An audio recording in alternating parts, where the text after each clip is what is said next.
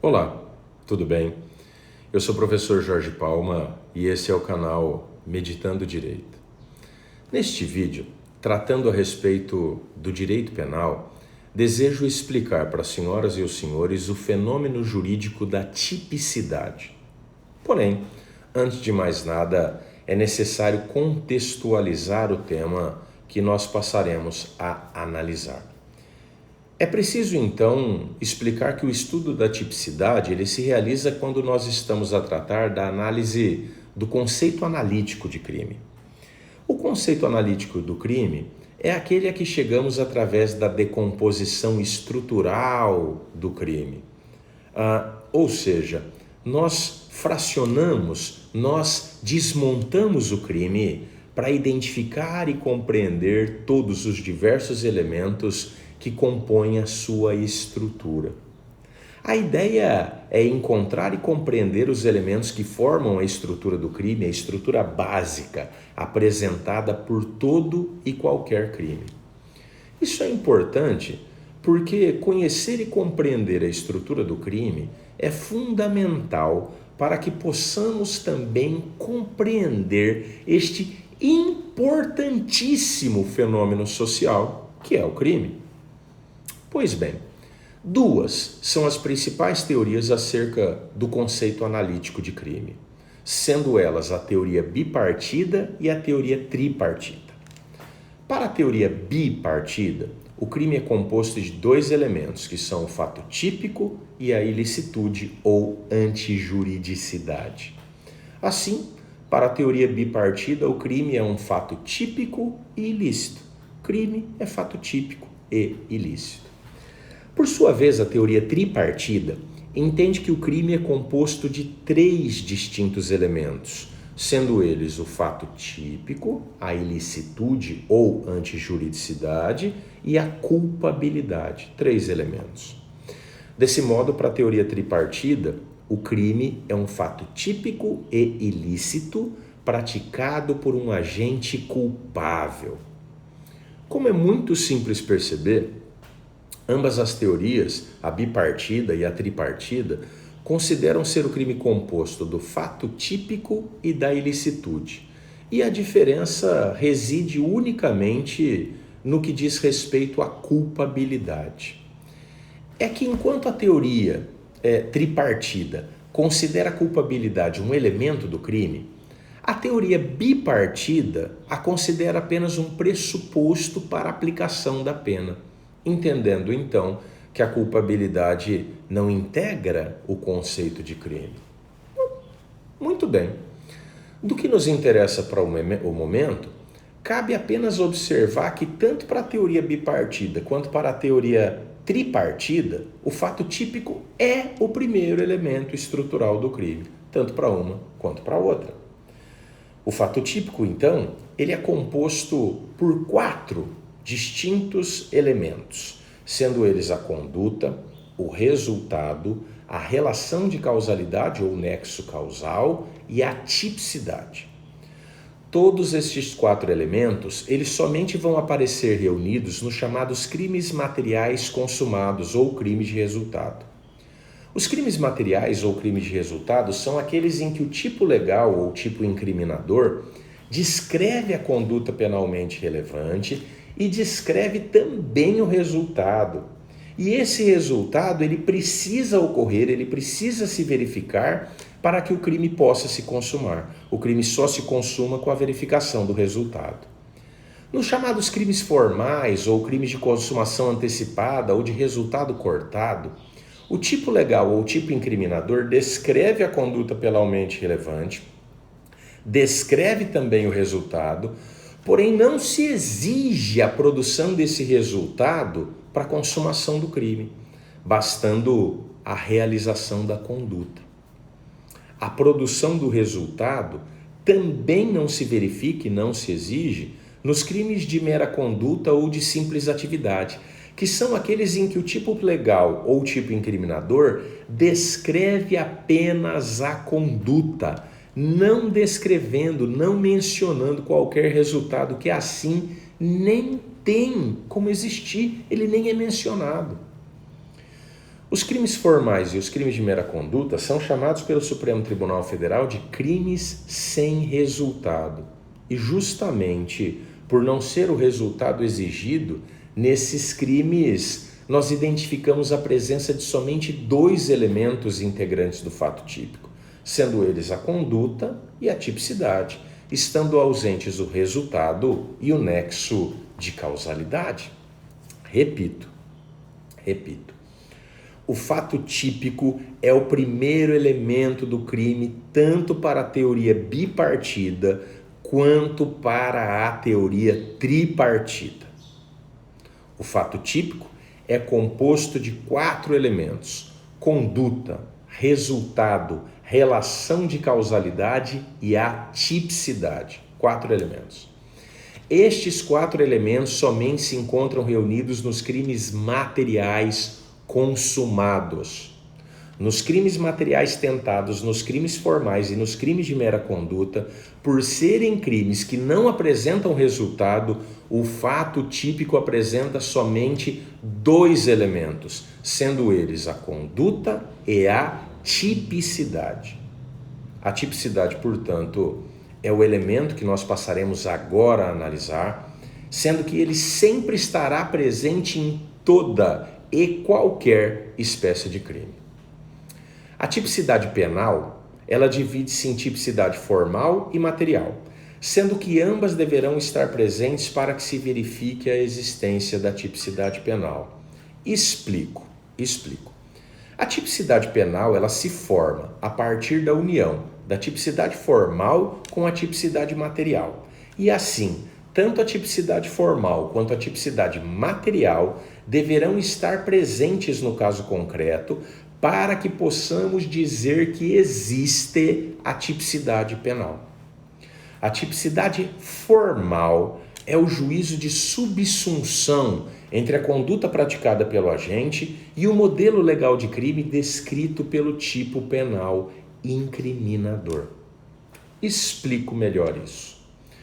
Como decorrência do princípio da reserva legal, estabelecido no artigo 5º, inciso 39 da Constituição Federal e no artigo 1º do Código Penal, não há crime sem lei anterior que o defina. Não há crime sem lei anterior que o defina. Desse modo, para que uma conduta constitua um crime, é preciso que ela seja previamente definida em uma lei penal incriminadora. Isso significa que a conduta penalmente relevante, a conduta que desperte a atenção do direito penal por lesar ou oferecer perigo de lesão a um bem jurídico penalmente tutelado, penalmente protegido, um bem jurídico que o direito penal pretende proteger, deve estar definida em uma norma penal incriminadora. Vou explicar melhor. Quando o legislador percebe que a prática de uma determinada conduta lesa ou expõe a perigo de lesão um bem ou interesse que o direito penal deve, que ele merece proteger, ele edita uma norma penal incriminadora. E no preceito primário dessa norma penal incriminadora, ele vai descrever ou desenhar os contornos dessa conduta que se deseja coibir, associando ou combinando a ela, no preceito secundário, a sanção estabelecida pelo legislador. Tudo bem? Pois bem, para que se verifique a tipicidade formal, é preciso que o agente criminoso pratique uma conduta que se amolde, que se acomode, que se encaixe com perfeição nessa previsão legal e abstrata de crime que nós denominamos de tipo legal ou de tipo incriminador. Quando a conduta praticada pelo agente se encaixa no tipo legal ou tipo incriminador, nós dizemos que a conduta é típica. Quando esse encaixe ele não se verifica, a conduta é atípica, a conduta é um indiferente penal, uma conduta que não desperta a atenção do direito penal e que, portanto, não constitui crime. Tipicidade formal é então o encaixe da conduta praticada pelo agente no modelo legal de crime descrito no preceito primário da norma penal incriminadora esse encaixe. A análise dessa adequação, desse encaixe, é o que nós chamamos de juízo de subsunção. Juízo de subsunção. Seguimos então. A tipicidade material ou substancial constitui a lesão ou perigo de lesão ao bem jurídico penalmente tutelado em razão da prática da conduta penalmente descrita no tipo penal incriminador. Trata-se da gravidade da conduta. A conduta deve ser relevante e significativa para a lei penal, constituindo um comportamento socialmente inadequado. Assim, para que tenhamos a tipicidade penal, nós necessitamos da presença simultânea da tipicidade formal e da tipicidade material. Havendo apenas a tipicidade formal, estará descaracterizada a conduta como fato punível penalmente relevante, ou seja, havendo tipicidade formal apenas, não haverá crime. Nesse sentido, o Tribunal de Justiça do Estado de Minas Gerais já entendeu que o porte de munição de festim ineficiente para ofender a integridade de outrem afasta a potencialidade lesiva ao bem jurídico tutelado, o que conduz à ausência de tipicidade material, devendo a ser absolvido o acusado da imputação contida no artigo 14 da Lei 10.826 de 2003, que é a Lei de Armas. Esse artigo 14 descreve o crime de porte ilegal de arma de fogo de uso permitido.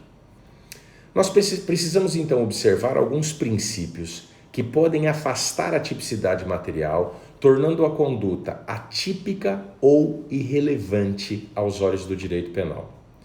Nós começamos pelo princípio da alteridade, que determina que ninguém pode ser punido por causar mal apenas a si mesmo, ou seja, para que uma conduta possa ser penalmente sancionada ou punida, é preciso que ela seja capaz de lesar ou expor a perigo de lesão o bem jurídico de terceiro, de terceira pessoa.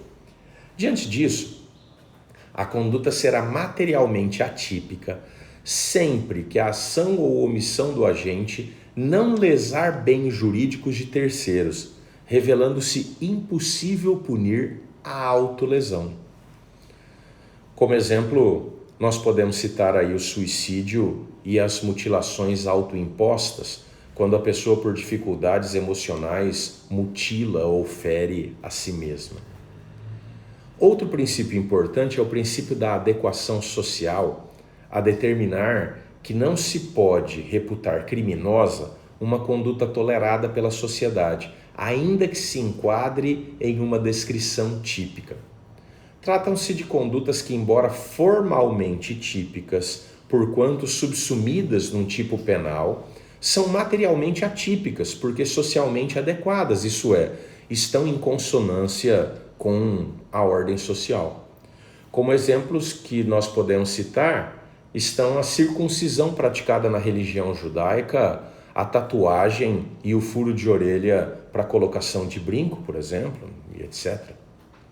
Assim, a conduta será considerada materialmente atípica, sempre que, embora descrita na lei penal, seja socialmente adequada.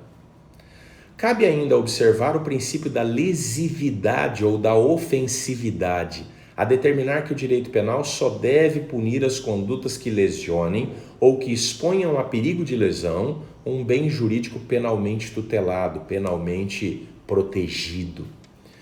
Nesse sentido, se a conduta não tiver aptidão de provocar a mínima ameaça de lesão ao bem jurídico tutelado pela lei penal, ela deve ser considerada materialmente atípica. É o caso do porte ilegal de munição de festim, que, embora encontre acomodação típica formal no artigo 14 da Lei de Armas, não possui potencial de lesar bem jurídico penalmente tutelado e, portanto, é materialmente atípica. Finalmente, nós devemos observar o princípio da insignificância, a determinar que será materialmente atípica a conduta do agente que, embora cause lesão a bem jurídico de terceiro, produza resultado que se revele irrelevante ao direito penal, não se justificando a sua atuação. Analisando essa questão da insignificância, o Superior Tribunal de Justiça estabeleceu os requisitos necessários para a sua aplicação e afirmou que está sedimentada na orientação jurisprudencial o sentido de que a incidência do princípio da insignificância ou criminalidade de bagatela pressupõe a concomitância de 4 vetores: a mínima ofensividade da conduta do agente, nenhuma periculosidade social da ação, reduzidíssimo grau de reprovabilidade do comportamento e inexpressividade da lesão jurídica provocada. Presentes esses requisitos, a conduta é considerada insignificante e afastada estará a tipicidade material. Pois, muito bem, como se fez demonstrar, observada a presença de qualquer dos princípios, nós teremos o afastamento da tipicidade material e, consequentemente, da atipicidade da conduta, devendo o réu ser absolvido sumariamente nos termos do artigo 397, inciso 3, ou absolvido após a cognição exauriente nos termos do artigo 386, inciso 3, ambos do Código de Processo Penal. Presentes a tipicidade formal e a tipicidade material, teremos a tipicidade legal, né? Quarto elemento do fato típico, que por sua vez constitui o primeiro elemento do conceito analítico de crime, tanto para a teoria bipartida quanto para a teoria tripartida. Mas nós não podemos ainda encerrar essa nossa aula. É que nós precisamos, ao menos sucintamente, analisar a chamada tipicidade conglobante.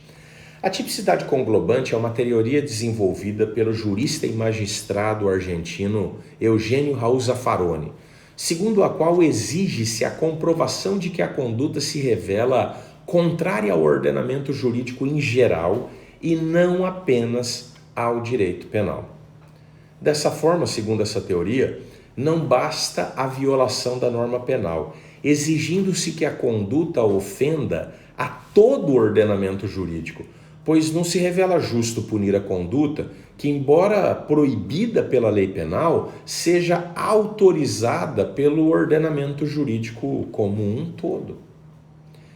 Imagine-se o exemplo do agente que, esbulhado na sua posse, destrói as barracas dos invasores e expulsa esses invasores da sua propriedade com o uso da força. Ele expulsa todo mundo com o uso da força. Muito embora possa ter violado a lei penal quanto aos crimes de dano e de lesão corporal, ele encontrava-se autorizado a fazê-lo em razão da disposição contida no artigo 1210, parágrafo 1º do Código Civil.